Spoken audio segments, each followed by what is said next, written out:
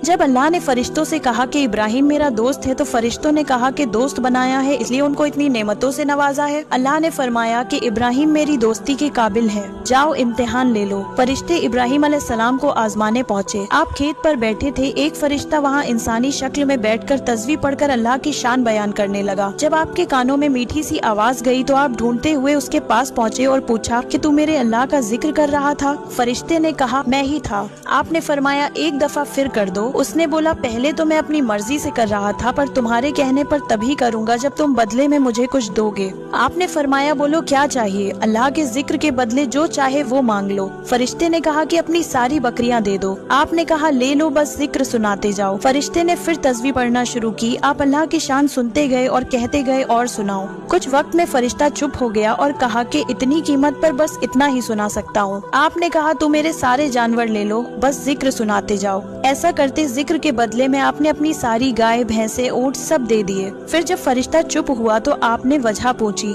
फरिश्ते ने कहा अब तुम्हारे पास कुछ नहीं है, अब क्या दोगे? आपने फरमाया कि अब तुम इतने जानवरों के मालिक हो, इनकी रखवाली के लिए तुम्हें गुलाम तो चाहिए होगा, तुम मुझे गुलाम रख लो, पैसे ना देना, खाना ना देना, बस मेरे अल्लाह का जिक्र सुनाते जाना। ये सब सुनकर फरिश्ता रो पड़ा और कहने लगा कि मैं आपके रब का फरिश्ता हूँ, आप वाकई में इस काबिल हैं कि अल्लाह ने आपको दोस्त बनाया है।